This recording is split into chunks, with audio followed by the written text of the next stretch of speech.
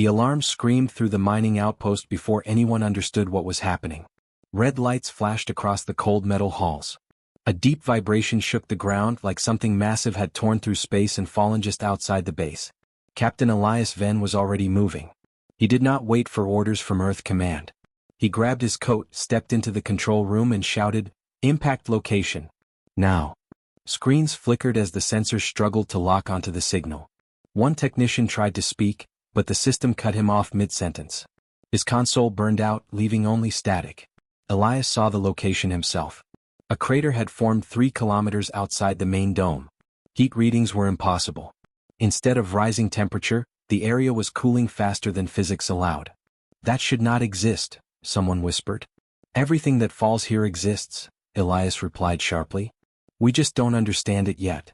He turned to the security team. "No weapons unless I say so. Move." They rushed out into the icy wasteland. Wind cut across the surface like blades. The sky above was dim, broken by drifting dust from the impact. Every step toward the crater felt heavier, like the air itself resisted them. When they reached the edge, everyone stopped. A deep hole stretched before them, glowing faint blue at the center. The ground around it was cracked in perfect geometric lines, as if something had drawn patterns into the planet itself. And in the center of the crater, something moved. At first it looked like a small animal. Then it rose slowly. It was a dragon-like hatchling. Its body was small, barely the size of a human arm, but its presence made the soldiers instinctively step back. Its scales were not normal. They shifted like liquid glass, reflecting thoughts instead of light. Thin glowing veins pulsed under its skin like living circuits. One soldier raised his weapon out of fear. Elias immediately pushed the barrel down. "No. Not yet." The hatchling lifted its head. And then it spoke. Not with sound but directly into every mind present. "It blooms only for honest hearts." The words hit like pressure inside the skull. 2 soldiers dropped to their knees, confused and shaking. One screamed that he could hear his own memories echoing back at him. Elias did not move. He stepped forward alone, boots crunching on frozen soil. The wind slowed as he walked. Every instinct in his body told him to stop, but he ignored it. "Are you a threat?" he asked out loud. No answer came through voice. Instead, the hatchling tilted its head slightly. Its glowing veins shifted, reacting to something inside him. A strange light began forming above it. Tiny particles lifted from the air, gathering into a floating shape. It looked like the start of a flower made of energy. Behind Elias, one technician whispered, "It's reacting to him." Another replied, "Or judging him." The flower grew brighter. Then suddenly, a man from the team stepped forward too fast. His voice shook as he spoke. "Captain, we should contain it. I recommend immediate capture protocol." The moment he finished the sentence, the hatchling flickered. The glowing flower collapsed instantly, breaking into sparks that vanished into the air. The ground trembled. The hatchling turned its head toward the man. For a second nothing happened.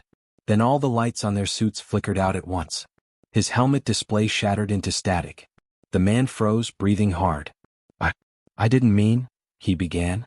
But the hatchling had already stopped listening. Elias saw it clearly now. It did not react to words alone. It reacted to truth. Or something close to it. He took another step forward. "I am not here to harm you," Elias said carefully. "I don't know what you are. But I will not attack you." The hatchling's glow steadied again. The energy flower above it slowly began to rebuild, more stable this time. Stronger. A quiet breath of relief passed through the team. Then everything broke again. A technician behind them suddenly checked his scanner and spoke too quickly. "Energy readings are stable. It's safe. We can proceed with full control measures." The moment the words left his mouth, the air cracked with a sharp sound. The hatchling's eyes snapped toward him. The flower exploded into fragments of light that burned out in silence. The technician's screen melted into black liquid. Elias turned sharply. "Stop talking unless you are sure." No one replied. The wind around the crater changed direction. The hatchling rose slightly from the ground, floating now. Its body glowed brighter but not warm. It felt like pressure building inside reality itself. Then it spoke again. "One of you is already broken." Silence fell so hard it felt physical. Even the wind seemed to stop. Elias felt something cold crawl through his thoughts. Not fear of the creature, but fear of what it could see.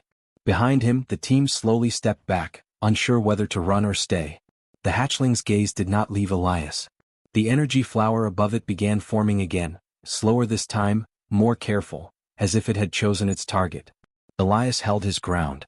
But deep in the outpost's distant sensors, something else activated, something that had been asleep for years.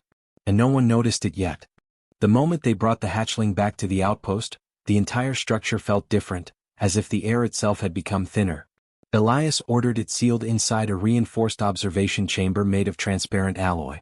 Thick magnetic locks clicked into place. Security drones hovered outside the glass, scanning every movement. Still, the hatchling did not resist. It simply watched them. Its glowing body floated a few inches above the floor, slowly turning as if it was studying each human face. The strange energy inside it pulsed softly, forming faint patterns in the air, like half-finished thoughts. Inside the control room, scientists gathered around data screens. None of them agreed on what they were seeing. Biological readings are unstable, one said. No known DNA structure, another replied. It reacts to speech patterns, a third whispered. Not sound, meaning. Elias stood at the center of it all, silent, watching the hatchling through the glass. Then he spoke. We test it carefully. No deception. No guessing. If it reacts to truth, we give it truth. The scientist scoffed. Truth is not a measurable variable. Elias turned his head slowly. Then don't speak near it. The room fell quiet again.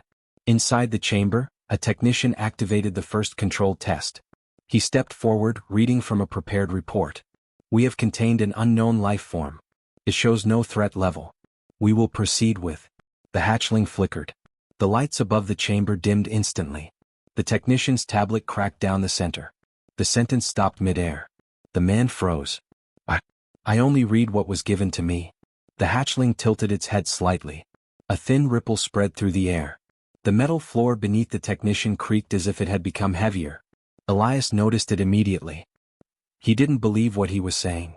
The hatchling responded with a faint pulse of light. A strange reaction formed above it again. Another glowing structure like a flower trying to exist but not fully stable. It hovered for a few seconds, then weakened. The technician stepped back quickly. It's not stable. It's dangerous. The moment he said dangerous, the flower collapsed again. Glass cracked in one of the side monitors. Elias clenched his jaw. Stop labeling it. Just observe. But the problem was already growing. Another scientist, impatient and nervous, whispered to a colleague, we should neutralize it before Earth Command arrives. The hatchling reacted instantly. The chamber lights surged. The glass vibrated. Every screen in the room glitched at the same time. The scientist stopped talking mid-sentence, realizing what he had done. The hatchling's eyes shifted toward him. For a second nothing moved. Then Elias stepped forward sharply. Don't speak again. Too late. The energy above the hatchling shattered violently, sending a wave of distortion through the chamber. The scientist fell backward as his communication device melted into static. Elias realized something important. It doesn't punish actions. It reacts to intent behind speech. A young analyst whispered, so if someone lies, it breaks reality? No one answered, because no one wanted to test that idea. Suddenly, the hatchling drifted closer to the glass wall. Its gaze locked onto Elias again. And then it spoke inside his mind, clearer than before. Why do you fear what you are? Elias froze. The question wasn't spoken to the group. It was only for him. Behind him, alarms briefly flickered, then stopped as if the system itself had paused to listen. Elias didn't answer immediately. He studied it carefully. I don't fear what I am. The hatchling reacted softly. The faint energy flower began forming again above it. But this time it was stronger. More stable. Elias noticed the change. It responds to certainty. A technician muttered, or self-belief. The moment he said that, the chamber temperature dropped sharply. The hatchling turned toward him. The energy flower cracked instantly. The technician swallowed hard and stepped back. Elias raised a hand. Enough. Everyone out except essential staff. People hesitated. Then another pattern interrupt hit. Every screen in the control room simultaneously displayed a single line of text that none of them had programmed. One lie remains in this room. Silence turned heavy. A security officer slowly looked at his commander. We are not alone in this system anymore. Elias stared at the message. No. It's inside the system now. The hatchling suddenly brightened. Inside the chamber, the floating energy flower stabilized more than ever before. It began forming clean, symmetrical layers, like a living structure learning how to exist properly. For the first time it did not collapse. But then, a distant alarm from outside the outpost triggered. A deep space signal. Unknown. Approaching. The control room lights flickered as the system tried to decode it. A junior operator whispered, "We're getting a transmission, but it's not from Earth Command." Elias turned sharply. "Identify source." The operator's face went pale. "It's coming from outside the system boundary. Something is responding to the hatchling's presence." The hatchling slowly turned its head toward the ceiling, as if it could hear the signal too. Its glow intensified. The energy flower above it expanded rapidly now, growing beyond the chamber's limits in projected form. But instead of beauty, it felt like pressure building in reality itself. Elias stepped closer to the glass again. The hatchling looked directly at him one last time, and whispered into his mind, "Now truth will be tested beyond this world." The entire outpost went dark for half a second. When the lights returned, every external camera showed the same impossible sight. Something vast was moving toward them in space. Elias did not speak for several seconds after the transmission. The control room was filled with low panic, but no one dared to raise their voice too high. Every sound now felt like it could trigger something unseen. The hatchling's presence had changed the rules of the entire station. Outside the reinforced chamber, the glowing creature floated calmly, as if it already knew what was coming. The deep space signal repeated again. This time clearer. Not a language anyone on the station had learned, but the systems translated fragments automatically, breaking them into unstable meaning. Truth anomaly detected. Bloom response initiated. Prepare verification protocol. A technician stepped back from the console. "That's not a human system, that's something responding to us." Elias narrowed his eyes. "No. It's responding to the hatchling." Inside the chamber, the energy structure above the creature shifted again. The incomplete flower formed faster now, its edges sharper, more stable, as if it was being reinforced by the incoming signal itself. But Elias noticed something worse. Every time the structure stabilized, something in the station systems became less predictable. Gravity readings drifted. Communication delays increased. Even human speech seemed slightly delayed, like reality was thinking before responding. The hatchling tilted its head toward Elias again. No words came this time. Only a feeling. Not fear. Recognition. Elias turned toward the science console. "Run origin analysis on that signal." The lead analyst hesitated. "We already did. It's not coming from a ship. It's coming from a structured field. Like a controlled intelligence." "Define controlled," Elias snapped. The analyst swallowed. "Not biological. Not machine. Something that observes before it acts." A long silence followed. Then the hatchling's energy flower suddenly expanded, filling the entire chamber with light. For a brief moment, the glass walls became transparent not to sight, but to memory. Everyone inside the control room saw flashes of things they had never experienced. Collapsing colonies, silent planets, and stations that had been erased from records. One technician dropped to his knees. "I've never seen that place, but I remember it." Elias felt it too, but he forced himself to stay focused. "It's showing us outcomes.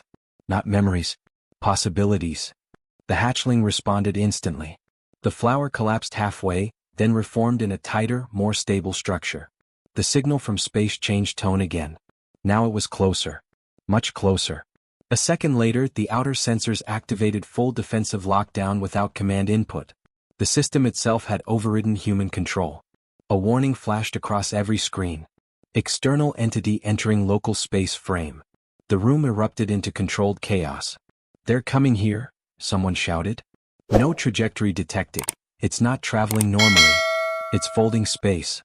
Elias raised his voice for the first time. "Stop panicking. Focus on data." But even he felt it now. The air pressure in the room subtly shifted, like reality itself was leaning inward. The hatchling floated higher, its glow now steady and powerful. The energy flower above it had fully formed for the first time, but instead of beauty, it looked like a complex lock being assembled. A lock waiting for a key. Elias stepped closer to the glass. "What are you?" For the first time, the hatchling did not respond immediately.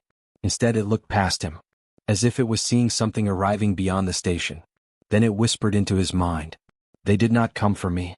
They came for what I reveal." The external cameras suddenly lost feed. One by one. Until only one remained. And what it showed made the entire control room freeze. A massive structure had appeared at the edge of the system. Not a ship. Not a fleet.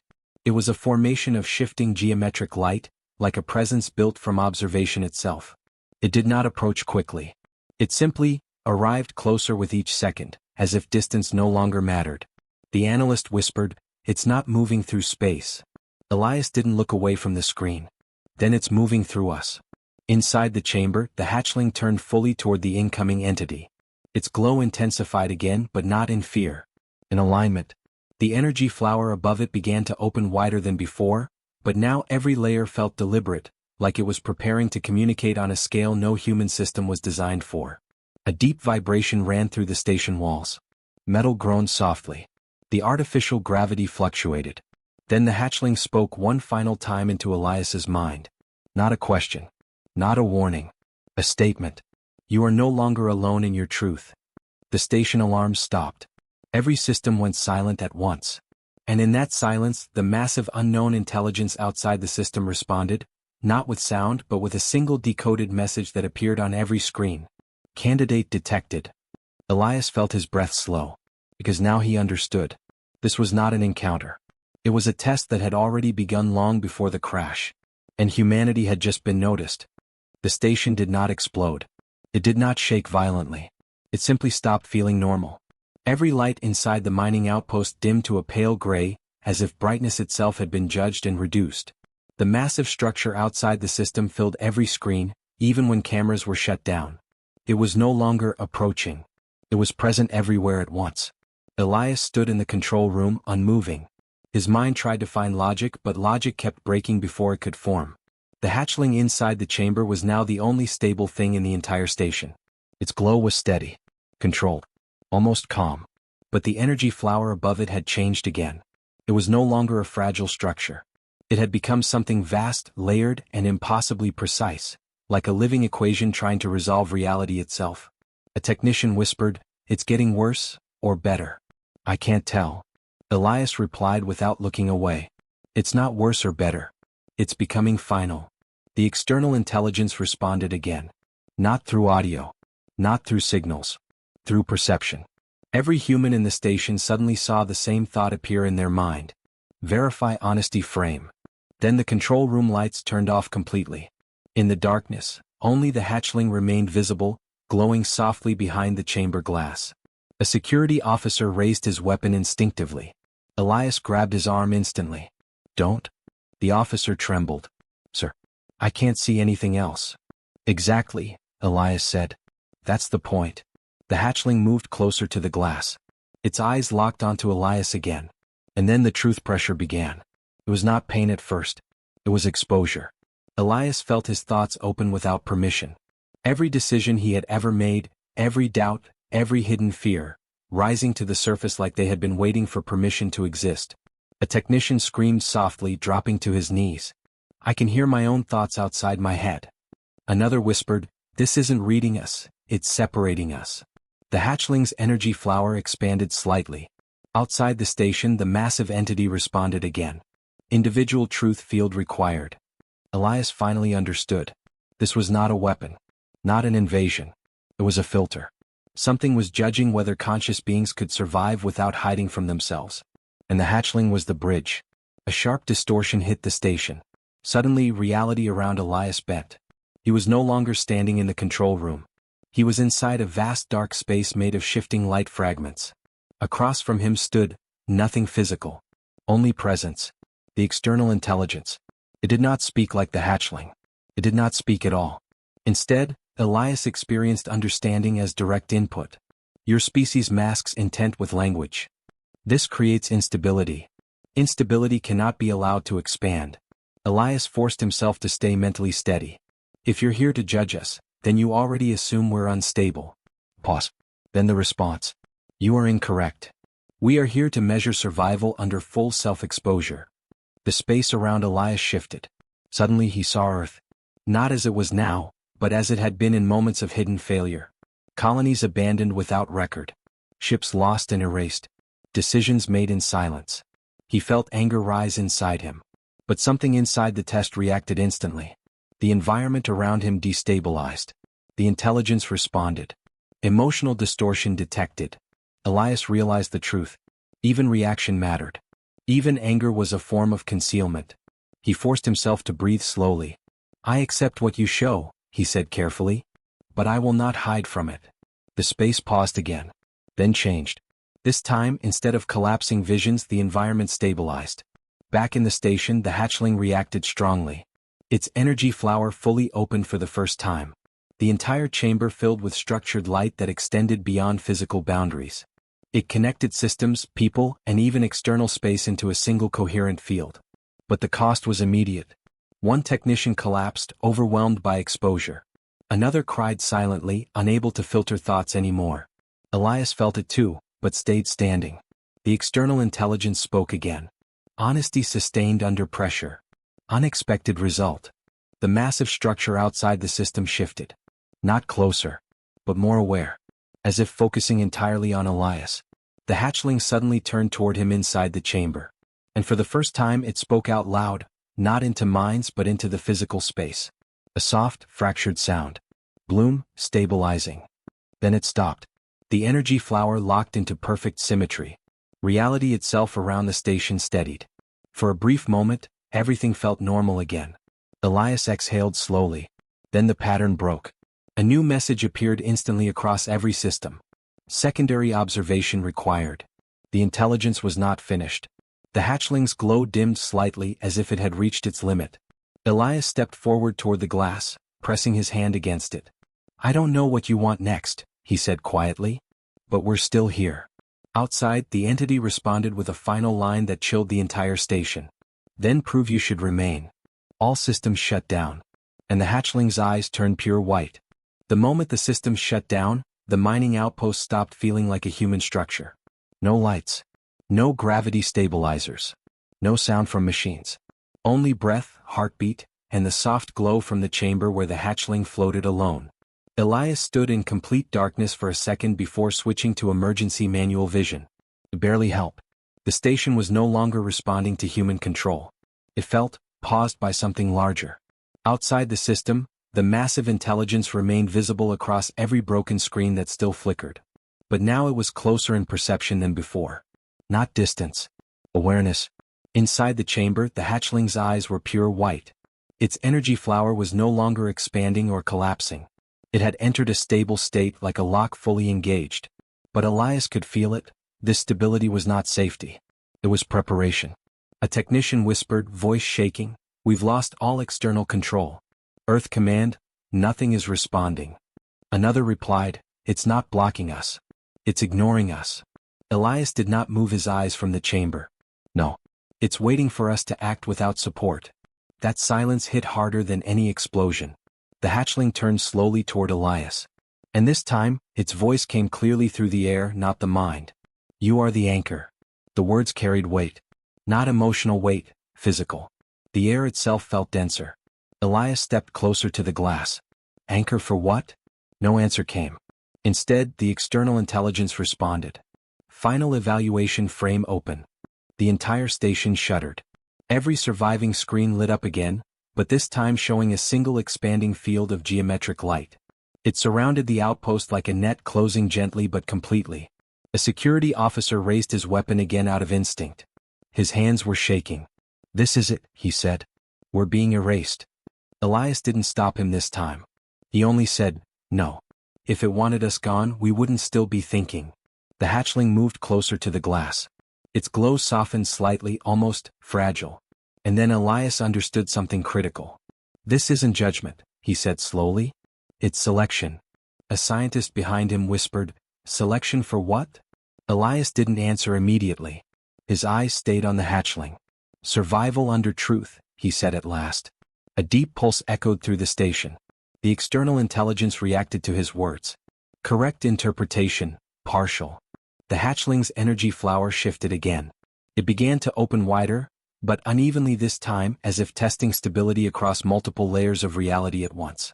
The air around Elias started to distort again. Suddenly he was pulled into the same perception space as before. But it was different now. He was not alone. The hatchling was there too. And the external intelligence was no longer distant. It surrounded them like a vast presence without form. Final test, sustained truth without anchor of lies. Elias felt it immediately. There was no deception left to remove. Only exposure. The intelligence began pushing. Not physically. Mentally.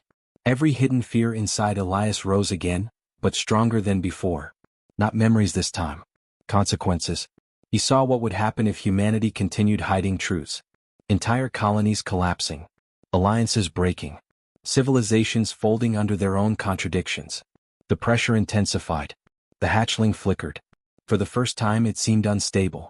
Elias realized something terrifying. "It's testing the creature too," he said through strain. The intelligence responded. "Both are linked." The hatchling trembled in perception space. Its energy structure began to fracture.